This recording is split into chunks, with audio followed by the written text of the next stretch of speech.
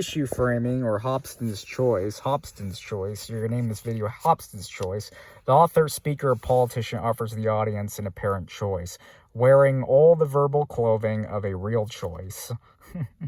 So I guess, let's see. President Zelensky of Ukraine, he's wearing a war uniform, not in a suit. Wearing a war fleece, a military uniform. When dictators do that, they're basically giving the people a choice. We're at war.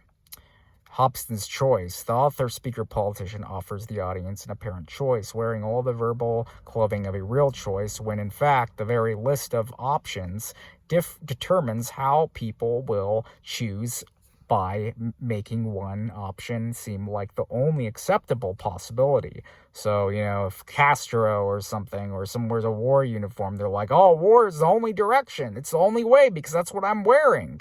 I'm not wearing a suit. I'm wearing the war uniform. Thus, for example, Milton Friedman tells us in Capitalism and Freedom, his hugely influential Peden to free markets. Fundamentally, there are only two ways of coordinating the economic activities of millions. One is central direction involving the use of coercion, the technique of the army in the modern totalitarian state.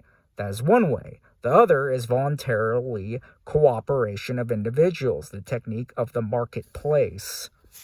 Technique of the marketplace, and finally, the economic activities of the central direction involving the use of so there's use of coercion by the military and the totalitarian state, and the technique of the marketplace, collection of individuals.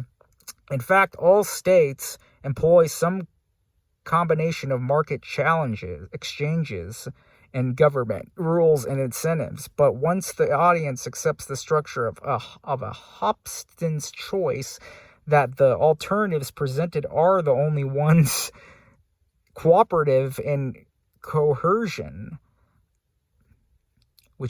are the only ones, that's cooperative and coercion, and that they have the qualities the author imparts to them voluntarily versus totalitarianly, then it is stuck with the author's preferred alternative. Hobston's choice can become a fairly elaborate strategy of argument. It is the underlying structure of James Madison's classic essay, Federalist Paper No. 10, in which Madison purported to demonstrate that federal government in a large republic is the best method for government controlling factions, and therefore the best design for a new American Constitution.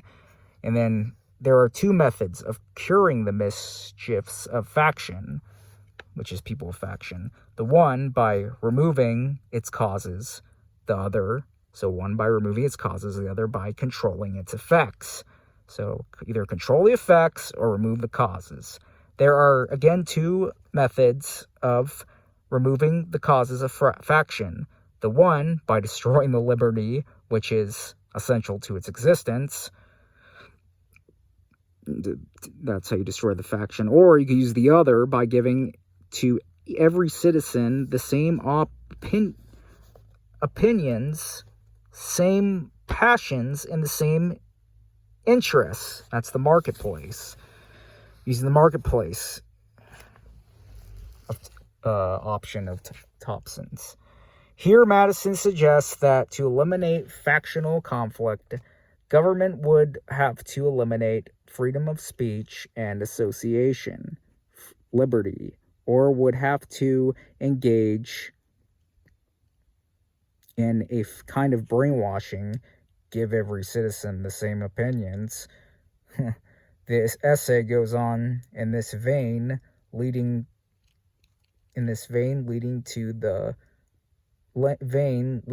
us like sheep through a series of carefully controlled two-part choices. Kind of like what we are in today, huh?